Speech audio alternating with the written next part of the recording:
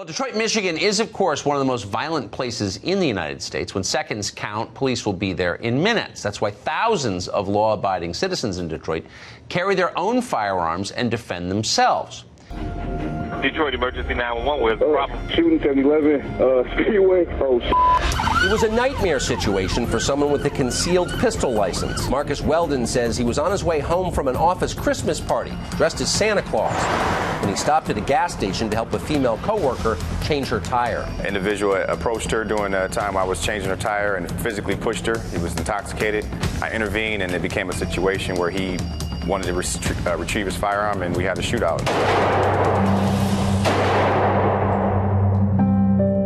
I was charged with 7 felonies for defending myself as well as a friend. His church helped him cover more than $50,000 in legal fees. After more than a year in court, a jury cleared Weldon on all charges. He was called the Santa Shooter. Welcome, everyone. Thank you for joining us this evening. We've got a fantastic show online for you. Today, we've got author Marcus Weldon. He's a Detroit native here and a good friend of mine, and he's here to discuss a situation that happened to him in Detroit back in 2014. Marcus is a Detroit native. He wrote a book called Surviving the System. It was originally called The Story of the Santa Shooter, but it's been updated a little bit since he wrote it. Everybody, if you'll welcome Marcus to the show. Marcus, so good to see you. Thank you for joining us.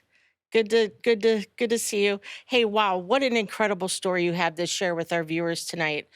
You have certainly overcome some overwhelming odds. I remember back in 2014 when your news story first hit the news, and I'm going to be honest, as the owner of a concealed carry training facility, when I see something like that on the news, the first thing I do is go in my little database and look up to see, hey, is that person a student of mine?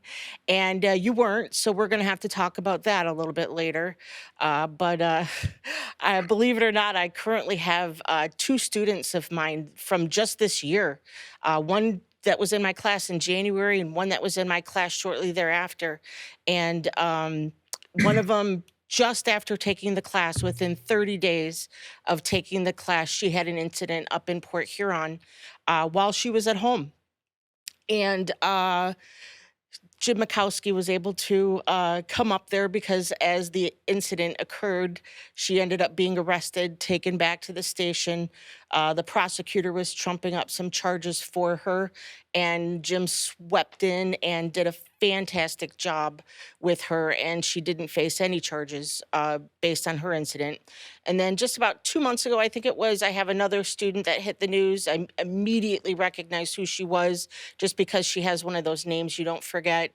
And all I could think to myself is, I hope she listened to what I told her, because it's what you say and who you say it to that can really trip you up in a situation of self-defense, which leads us to your story. And for those of you who were not familiar with Marcus or his story, you saw the little clip there where he had a self-defense incident at a Speedway gas station downtown in Detroit, just about 4 days before Christmas back in 2014. And just to kind of set the stage for you, and then I'm going to let him walk you through this story.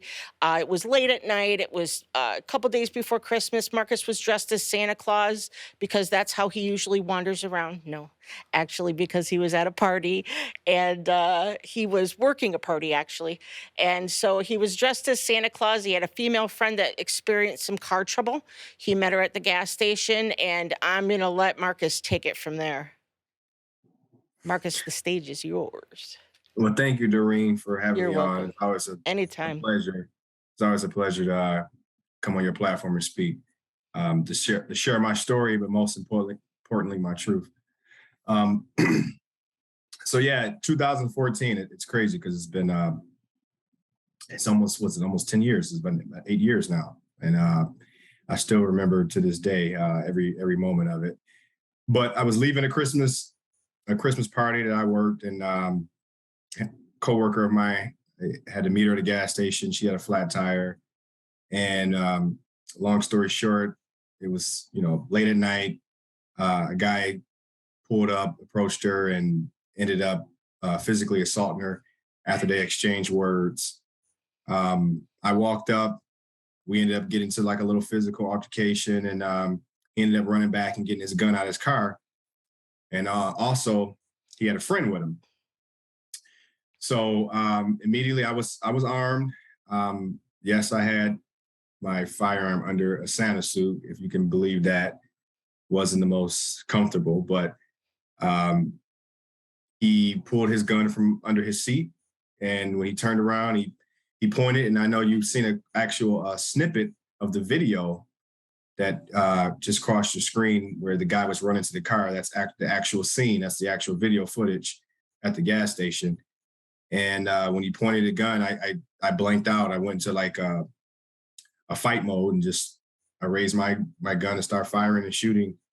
And as I backpedaled to get out of there, and it led to a chase that, in my mind, I thought I was being chased by the guys. Turns out I was being chased by a police officer that was off duty that happened to drive a very, it wasn't a Charger at the time. I thought it was a Charger, but it was a very similar car that the guys that I just got in an altercation with had. And I was running from him, and turned out it was a police officer. So now when they finally caught me, the story went from shooting Santa to shooting Santa, running from the police. And I was front page news, literally New York Times, laying flat out on the ground, being surrounded by police officers with their firearms drawn on me. Wow.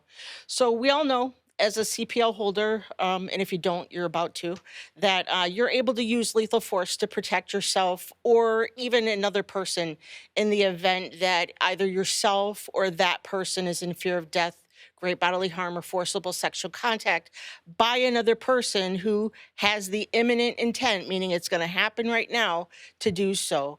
And so basically, in this situation, you ended up protecting the life of another person. After all you went through and everything that you went through, all the hoops that you had to jump through, would you do it again?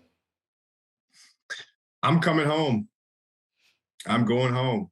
That's what my answer. And obviously, that means that I will do whatever I have to do to make it home. So yes, at that moment, I had no other choice. Let's back up a little bit, because I know you were looking at 30 years. What goes through your mind when you're put into a situation where, how old were you at the time? 26. Yeah, I just turned 26. Yeah. So now you're looking Actually, I at was 30 years. 25. I was 25. Yeah. What goes through your head when you're put in a situation like that? My life was over. You know, I was facing 7 felonies, and I know I didn't say this earlier, but when I shot the first guy, that was the guy who was initially coming at me. He had a partner in the car, so his partner ended up getting shot as well. It was 1,000 things going through my head. You know, I shot 2 guys, so now everything was doubled. Every felony I had was doubled up, which is why I ended up having 7 plus the felony firearm, which you get a felony firearm if you use a firearm in a felony. So regardless if you have a CPL or not, you will get a felony firearm. So they charged me with felony firearm plus the 6 felonies.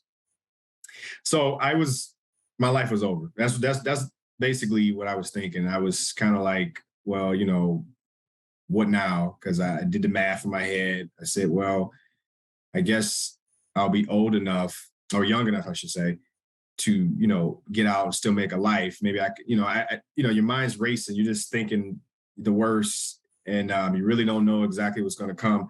And it's important for the viewers to know that video footage that you've seen, I didn't have that right away. So the video footage brought context, but I didn't have the video footage. I didn't get the video until 7 months into the case. So that was after me going to jail, sitting in the county jail, being on house arrest. It took 7 months to get the video. So the prosecutor held that video back. So that's a big part of the story. And I wanted to say that too, because can you imagine, was going crazy because I knew that the video would show that I was innocent, but I didn't have it for 7 months. So I just thought that I was going to get railroaded. Oh, yeah, you totally were railroaded. When you look at how they stacked the charges on you and the image that was portrayed out there was that you were the bad guy. And I just, look at the video now and it's like, how can somebody, you're in the heart of Detroit, what was it, 375 in Jefferson, Right. a place where there's, I'm assuming green light. I don't know if that was available at the time, but you're at a gas station. Everything is wired to the hilt. Why couldn't somebody just take a look at the tapes and see exactly what happened? Now, I think it's important for our viewers to know nobody died in this situation. The people that you ended up shooting, it was enough to stop the threat. And so nobody died in this situation, but you were charged like you had committed murder at that point. Right. Yeah. So you're a single father raising a daughter. How old was she at the time? She was 4 going on 5. Gotcha. Was she Yeah. aware? Was she aware of the situation that was going on? I mean, you were on every news channel, so. Yeah, she went to school and parents talk, kids listen, kids come back to school, and of course they were talking, and then she was trying to figure out why was daddy going to prison for shooting somebody in a Santa Claus outfit, and it was a lot of layers that went over that too, because I actually did have custody, but not to get too much into the other part of the story and the personal part as far as me, my daughter's mom, and I was going back and forth to court because, of course, that was a opportunity to show that I was unfit to be a father. So I had like multiple cases going on, and it was a lot. It was a whole lot. It was a whole lot on top of fighting for your life. Of course. Family and friends, you had some fantastic family and friends. The people at your church, they all lifted you up and went through this with you, but surely it affected the relationship with some people around you. How did people perceive the situation? Did everybody automatically think, hey, I know him, he's a good guy, he's automatically guilty? Or did you have people in your circle that thought, maybe something was up that night? Yeah, I had people that counted me out, and they judged me, and they felt like I was just acting emotional and was trying to, I guess, show off for a girl. And I had all those stories, and why did I shoot somebody in the back? He was running, which if it was clearly he didn't get shot in the back, he got shot in the front. The police came to the scene. They didn't find a gun, so they said that he had no gun. But later on, it came out that it was a reason why there wasn't a gun at the scene. The scene was contaminated, and people were moving stuff around in the scene and throwing stuff away. So, I was people. I learned out who my true friends were, and I obviously there was people that I thought was true friends that turned out to be phonies. Of course. At the time, of course, you were working. Um, I'm guessing what did your work do? I mean, I'm guessing you had to step away from your job for a little bit. They were Yeah. supportive of you. Yeah, in the beginning, I was off work for a while. They were getting ready to terminate me. I was working for the casino, MGM Casino, and I was getting ready to get terminated at first. But I never forget a mentor of mine who was he was my manager. He called me and he said, "Don't come to work. Just take a leave of absence and let this thing die down, and I'll do what I can to make sure that you keep your job." Took a leave of absence, and I was gone for about 6 months. And I came back, and I was on tether when I came back, and I literally was able to come back to work, and I worked the rest of the duration of the case on tether at work, and had to charge it. It was such a pain. I mean, I was charging the tether and running around and trying to work, and I would forget to charge it. The tether would, if it dies, then you can go to jail. Like literally, you're now Right, invisible. right. So I'm worried about going to jail. I mean, it was the craziest thing. And then, but I did keep my job, and I actually got a promotion while I was on tether. Yay. That's fantastic. Well, you had to behave. So I had to behave. I was the best. Hey, look, that's all I cared about. I was actually going to school and going to work. That's it. And going to church. That's it.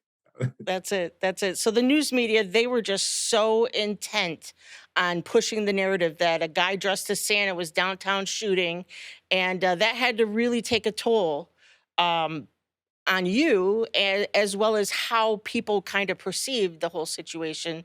Um, do you think the whole situation would have played out a little bit differently if you were just another guy at a gas station rather than a guy in a Santa suit? Absolutely. I have a chapter in my book called Media Blitz, and I really broke down like how the media was able to make a good story off a headline.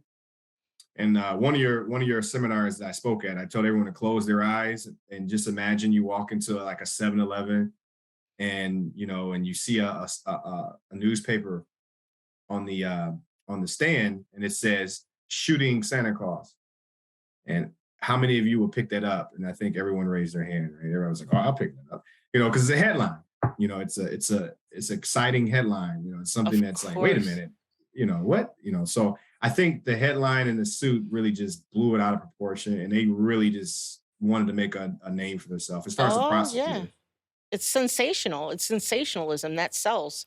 So, do you think that the fact that you received all that attention, do you think it helped you or hurt you as you were going through the case? In the beginning, it hurt me. Mhm. And when it first came out, it hurt me because it was negative. But towards the end, it spun. I was able to spin it, and then I think that the prosecutor realized like we need to drag this case out and let the media die down, and Mhm. hopefully he'll take a plea deal. And Right. I had to go through a year and 3 months, pretty much pending case. So they wanted the media to die down and me take the plea deal so that the truth wouldn't come out. Did you ever Because once think about taking the plea deal? hell no. Good for you. So, how long had you had your CPL when this incident happened? 5 years, 4 years. Yeah, at the time, 4 years. Okay.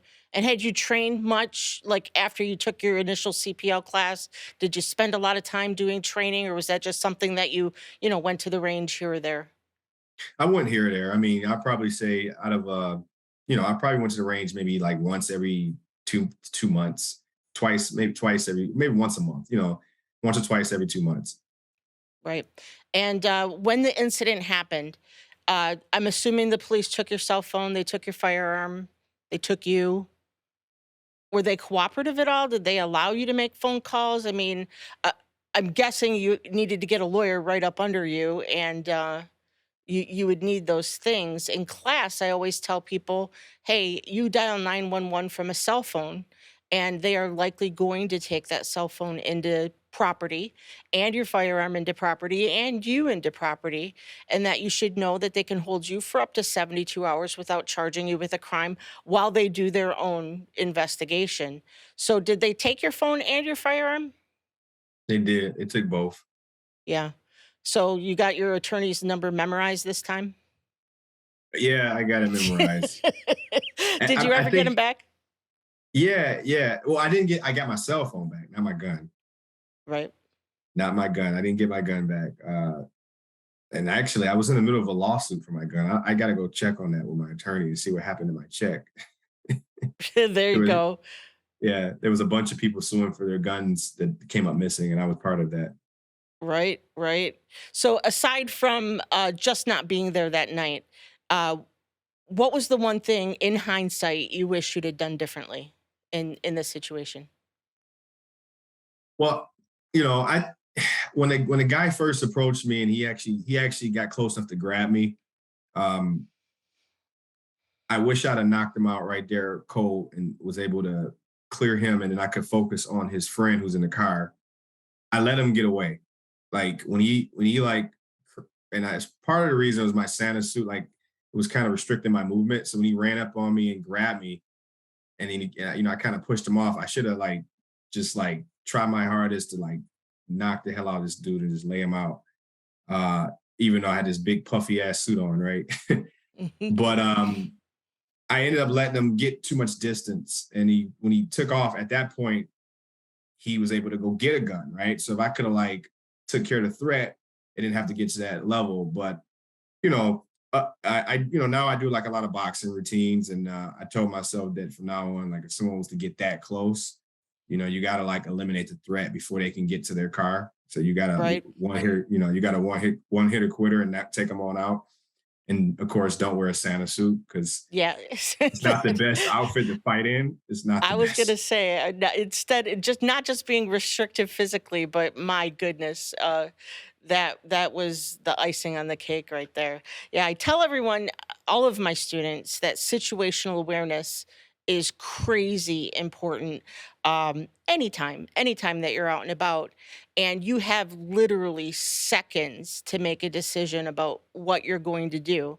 The fact that you didn't take your eye off the guy after he did get away from you, and the fact that you saw that he went and got a gun, um, really helped you, because he could have shot you and you wouldn't have been aware of the situation. So thank you for being situationally aware.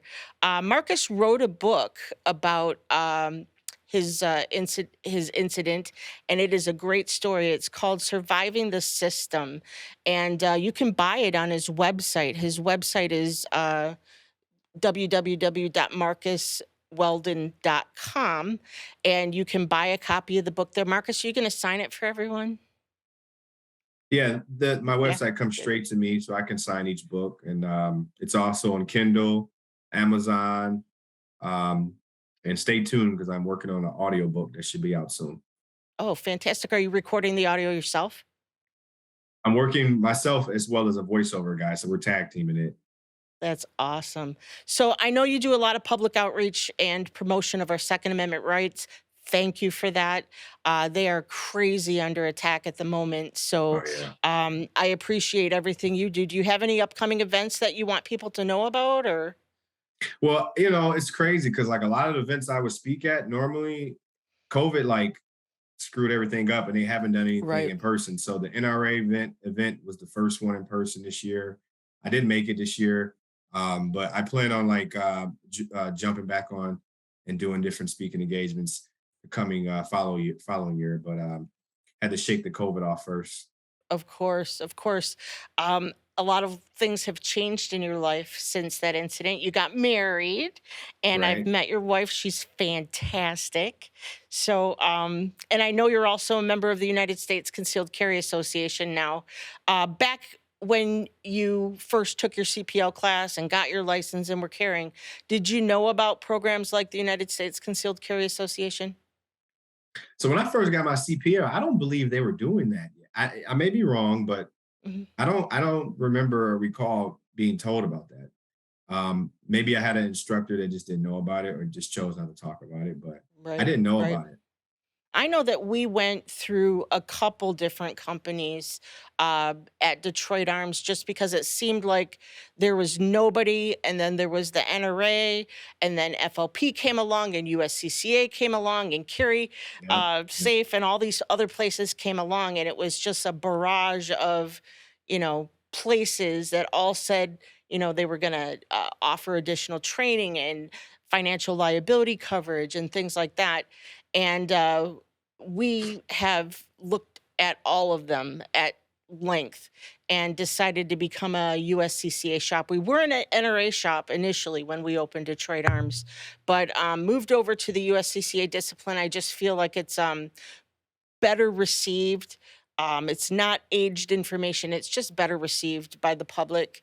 And they have a great program, as you know, for people who are CPL holders. If anyone is interested in some financial liability coverage or additional training, Marcus, this took you how long to go through court? A year and 3 months. And how much did it cost you out of pocket? Around 50 grand. And Yeah. I count too. I mean, you're missing work, you're right. You're not working. So you're losing money all different type of directions. Right, right. Yeah, that's a tough thing.